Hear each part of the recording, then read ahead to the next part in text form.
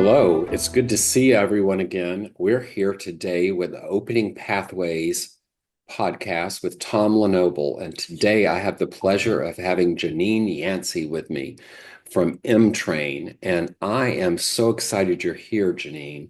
Welcome to Opening Pathways. Oh, thank you for having me, Tom. Good to be here. Great. I'd love for you to tell our listeners just a little bit about Emtrain to get us started, please.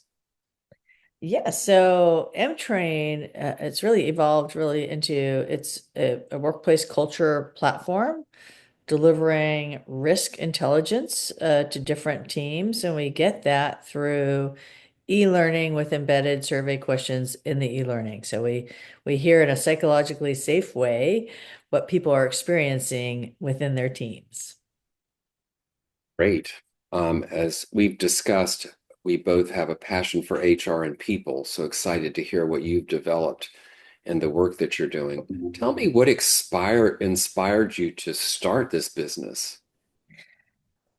Well, I was an employment lawyer and also an investigator and doing a lot of harassment and discrimination litigation investigations.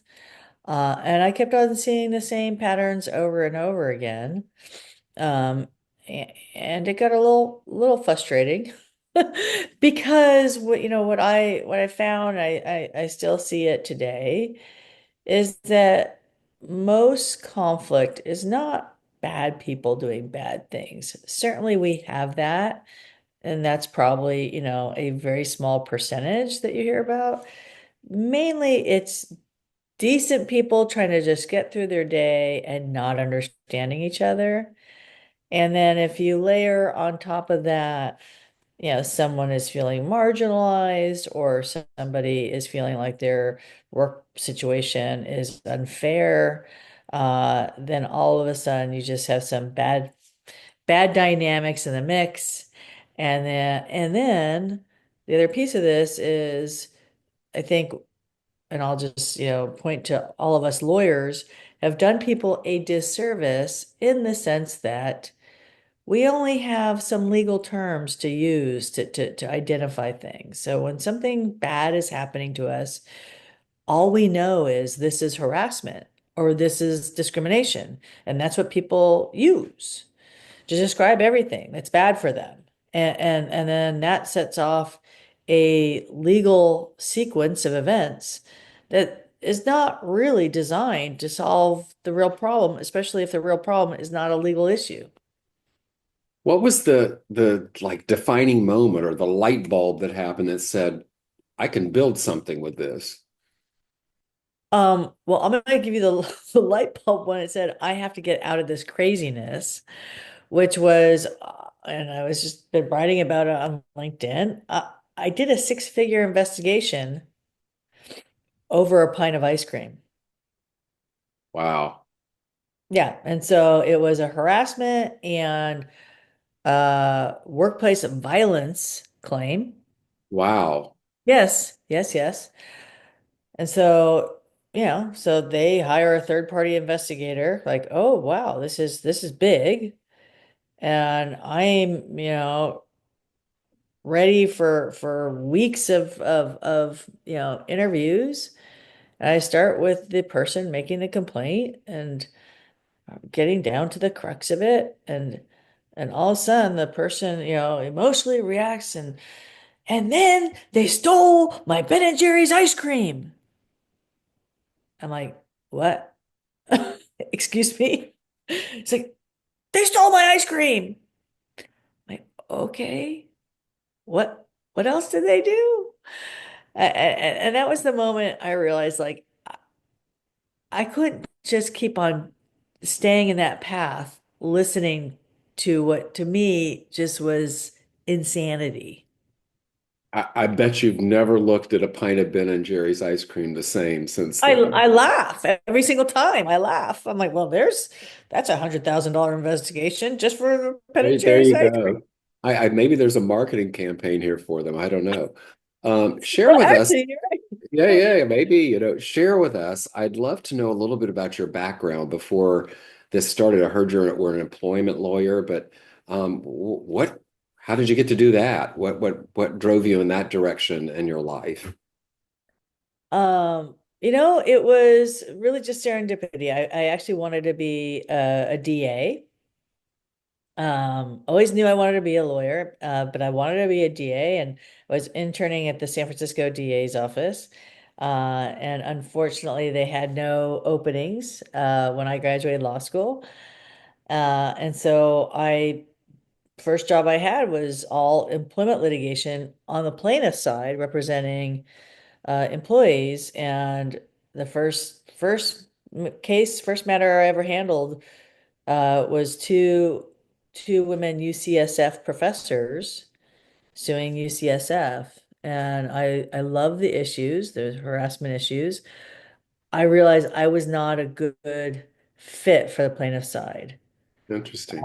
It was, you know, too many late night phone calls, too much emotion. It was too much for me. So I got myself onto the defense side, which was a better fit for me. Yeah, tell me about, you started M-Train. What are some of the early challenges you faced? Well, many. So, I had M-Train as a little side project when I was still practicing law. And then I was able to stop practicing law in 2006, so almost 20 years ago now, and go full time into M-Train. It was just me and a few, I think there were like three of us, four of us. And we bootstrapped the business. Um, you know, Prior to the Me Too movement in 2017, there was no interest in this space from either venture capital or private equity. I mean, I knocked on a lot of doors, and no one was funding these companies for that whole span of time. And so really just grew it organically and had to learn business along the way because I was a lawyer and didn't know how to like grow or run a business, and uh, how to learn management along the way because as a lawyer, you don't really have to be a manager, right? And so it was a lot of moving parts. Did you ever doubt your vision? Never doubted my vision at all. And never doubted I could do it, which looking back, I kind of laugh like, ooh, young equals dumb. But in a good way, because you just are kind of fearless and you just do stuff. Interesting. Tell me about mentors you've had along the way. What mentors have happened in your life and what impact did they have on the trajectory you created? So unfortunately, I've not had any mentors. And Ah, now part of that was me, and part of that was just me not being in the right ecosystems, right networks. Um, you know, Early on, I didn't know to even like look for that. And then when I did know to look, you know, I just wasn't in the right kind of, social networks to find those I folks. see. And as a result, every Friday I have three or four meetings mentoring entrepreneurs because my path was so painful, like so painful. And again, you don't really know it at the time. Just when you look back and you see your experience, and you're like, wow, that was really rough. Now I'm very, very intentional about trying to uh support other people to not have the same Yeah. path I did. That's really great. I'm a big believer as we gain knowledge, as we gain exposure, as we grow and we do well, we have a responsibility to share it with others and teach others. Yeah, Tell me about exactly. what was the biggest turning point for M Train? What was a milestone that happened that made you see that wow, we're on to something? What was a big turning point? Um, and there's definitely been several. We have always been ahead of the market, and so that's both been good and challenging. Um, when our vision has always been, these are people issues. So yes, there are laws on the books, and compliance companies have been created to efficiently address those laws and get it done as quickly as possible. Like, yes, check, we communicated the laws, right? And our vision, stemming from my experiences as a litigator and investigator, is like there's so much friction and so much conflict and so much emotion and angst that happens in the trenches. Can we just figure out a way to give people easy tools to navigate themselves in a way that's, reduces friction, and probably, seeing we came up with our tool, the Workplace Color Spectrum, in 2014. And so that was, you know, a big milestone because that's a tool. It's very simple, color code actions, not people. Give people a language, a shared language to use so that they're not just throwing, out the term harassment and discrimination all the time. And we started seeing our clients and even other companies that were not our clients using that language. So that was a milestone, that seeing Wow. that catch on, right? Um, Excellent. and then, probably another one is we started, next innovation was, all right, can we ask questions in this learning so that we understand the strength of people's skills? Because these are all skills, just like we have Yeah. skills with our family and our relationships. These are skills too.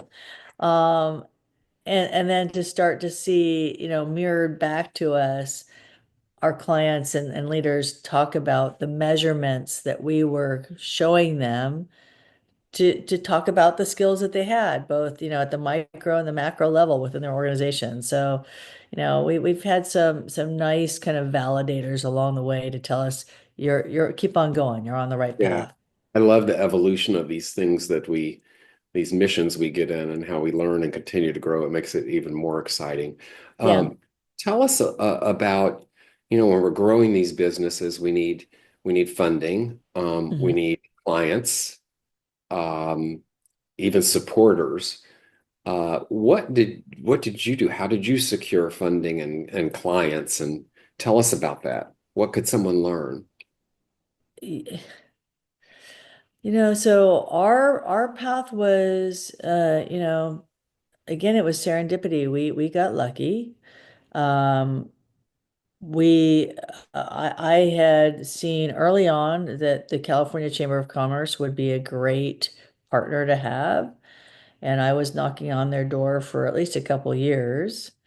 And this was before harassment training was mandated. I was like, hey, and, a lot of companies were doing it as a regular best practice even before there was a law in the books, and I was part of that whole, effort. I was doing a lot of training for clients. And so, finally they had a new executive join, and just timing was right. And I was knocking on the door yet again, like, hey, let's look at this. And they said, let's give this a shot. And so we became their back end provider to their e-learning solution. And 4 months later, the law passed. So, we got lucky. And What that's an how I was able to opportunity. stop. That's how I was able to stop practicing law because, you know, that first year, I think we had 3,000 clients. Wow, what an opportunity that is. It's a great story. Thank you for sharing it with us. Um, what unexpected challenge have you had along the way? I think the biggest challenge was we took a Series A in 2020, um, and not understanding the dynamics that would infuse the different, like, competing interests both from the investor and from team members, that was a little bit scarring, I'll have to say, have to say.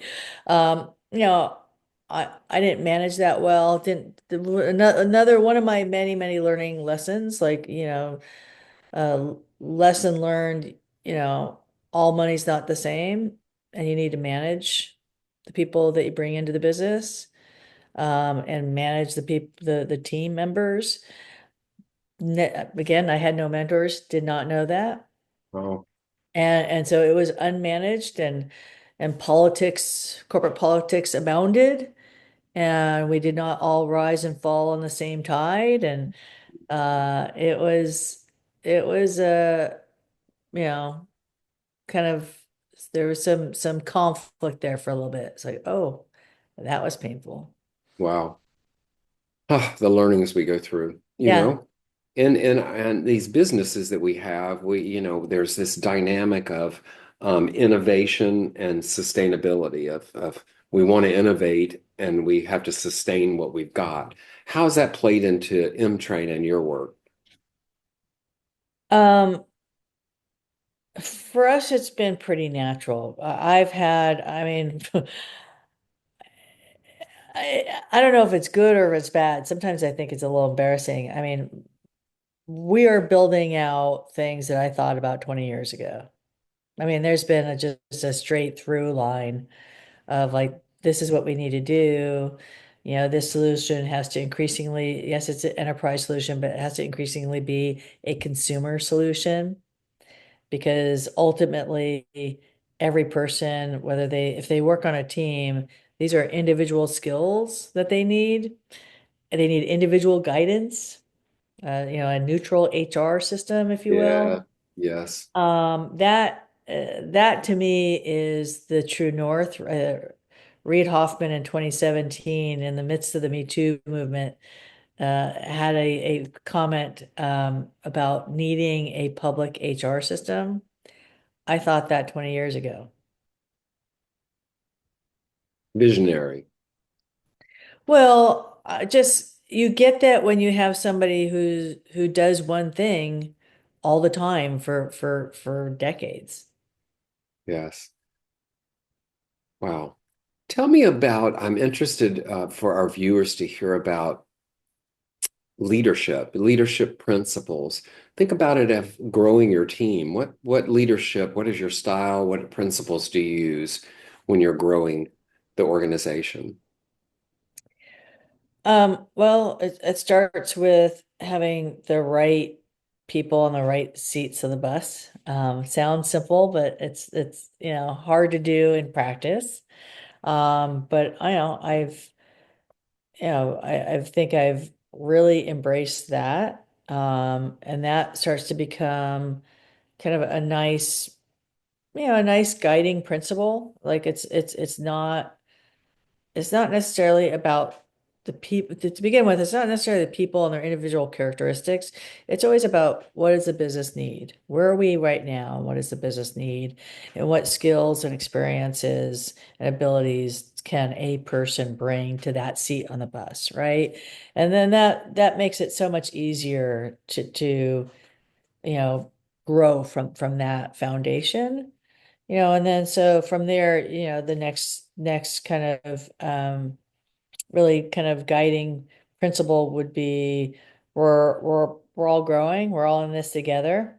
Um, I'm usually the first one to say, oh shoot, I messed up, just so that I can model that. Like, if you don't have that as a characteristic of your team dynamics, people won't grow, Yes. won't feel comfortable acknowledging, like, oh, that was a poor decision.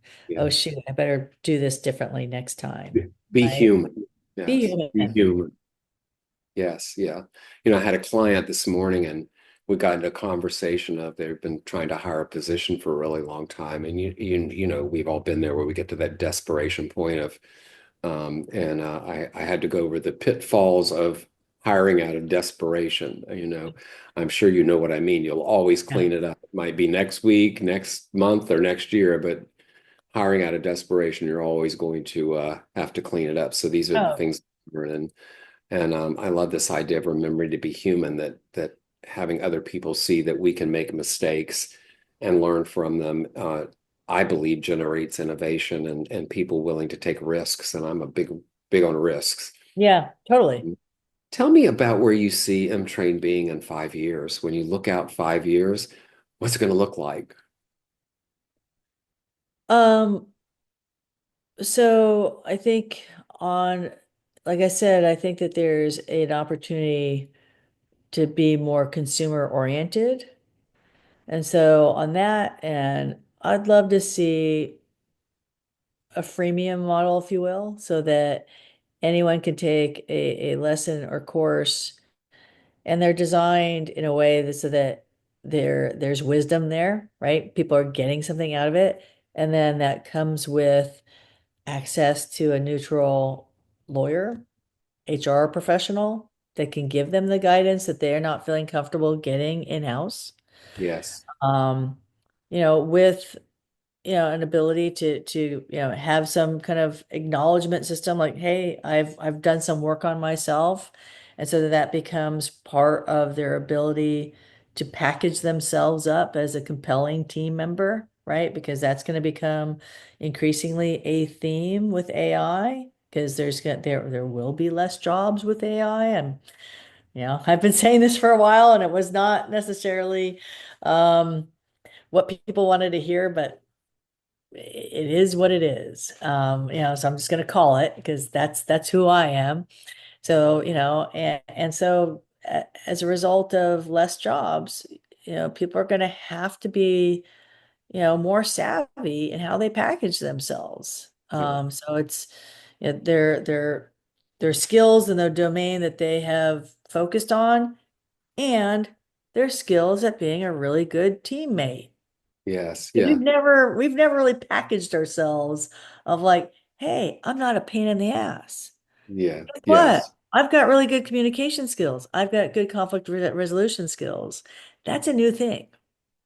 Yeah. AI is definitely here and growing, and denying it is like putting our heads in the sand. You said two words that I think are so important for in this landscape in HRs, which is trust and being neutral. I think they're both really, really important of when we're dealing with people and people issues, is to build that trust and know that there are neutral sources. And I like the idea that your company allows and offers that. I can think back in my career where that would have been really, really great to be able to have that to tap into. Um, I'm curious, what do you do to stay motivated and be inspired?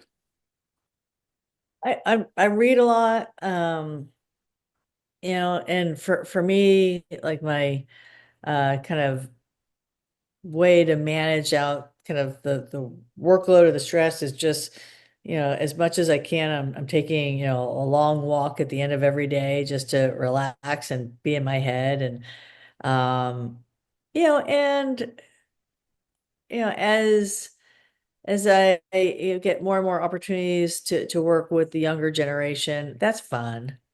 That's just fun for me. I think partly because you know, I didn't have, like I said, I didn't have many, mentors or coaches helping me along the way. And so, just being able to do that for others is super gratifying. Oh, love that. Really great, isn't it, to be able to have an impact on other people? I'm curious what trends that you are excited about in, the social impact of what you're doing. What trends excite you? Um, I have to give that some thought. I've actually been a little bit more cynical lately than positive, unfortunately. Um, I'm not a big fan.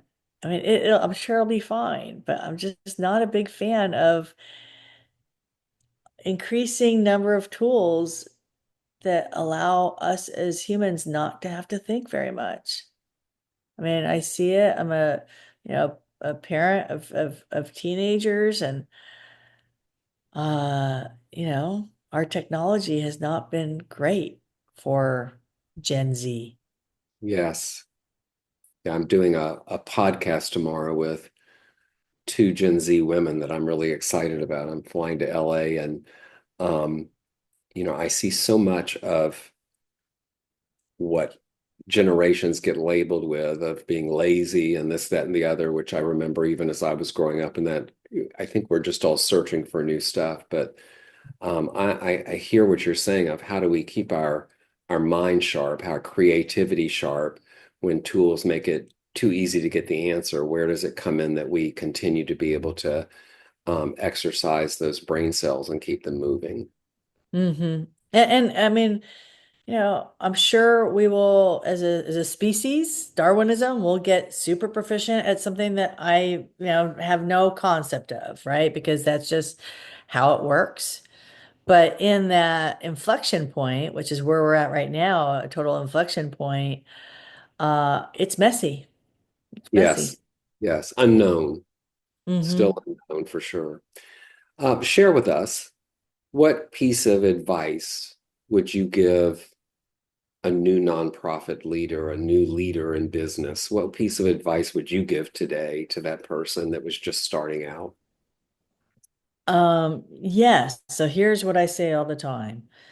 There is a playbook for everything, and it may not be 100% applicable to your particular, situation or use case, but it'll be at least 80, 85% applicable.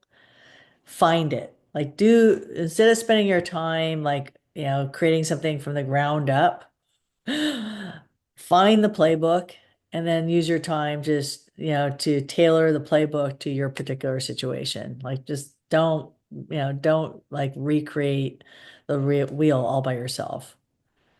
Yes. Janine, thank you so much for today. I know that our viewers are going to be inspired and learn from your wisdom from this podcast. And I know I, for one, will never look at a pint of ice cream the same again. Um, Thank you, Janine Yancey, for being on Opening Pathways today. Janine's business is Emtrain. Please check it out and enjoy your day. Thank you, Tom.